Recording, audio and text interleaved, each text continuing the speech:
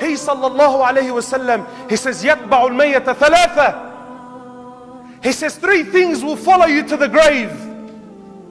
He says, أَهْلُهُ وَمَالُهُ وَعَمَلُهُ. He says, three things will follow you, my brother, to the grave.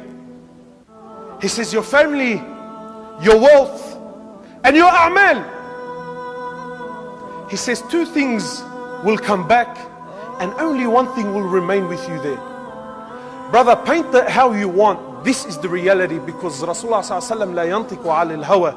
He doesn't speak from his own vain desires. Rather, what he speaks is revelation from Allah. And you try this. I've tried it many times when you go to the funeral. And I remember asking myself, how does your wealth follow you to the grave? So I remember one time, someone in the area, no need to mention names, some big timer, was shot. And naturally, at the mosque, all the boys, all the tats, all the big gold chains, the Gucci hats, the Lamborghini Gallardo parked outside. And this all followed him to the grave. The money went.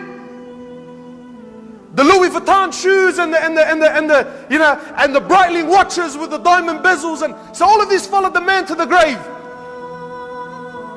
They buried the man. 20 minutes later, everyone's walking away, and sure, where are we going to go eat? What are we going to do? The family sat there, made dua, couple of tears, walked back, and what was he left with, my brother? Nothing.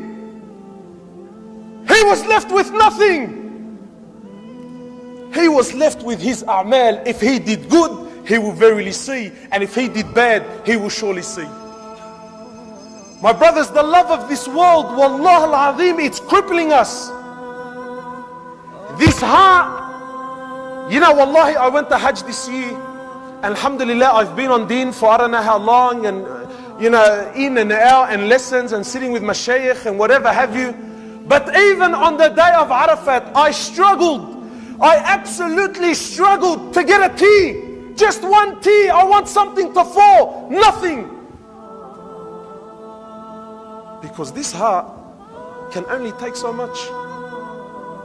And this heart, instead of filling it up with the love of Allah, I filled it up with the love of this dunya. So I'll give you an example. I want you to imagine now one of the brothers bought a Mercedes-Benz, bought a brand new car, whatever it is, bought a brand new car, parked it in the driveway, and the next morning, the car's gone. So automatically we're going to ask, brother, you insured? And we're holding on to the reply. If he says yes, alhamdulillah. If he says no, but your heart is gonna burn.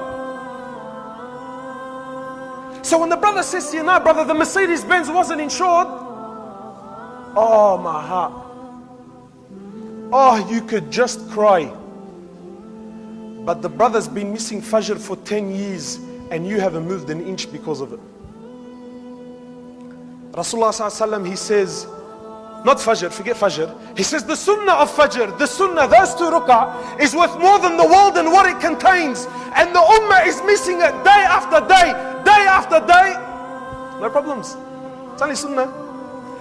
But if a piece of metal wrapped around some fancy leather, if that was to be taken away from the man, that hurts.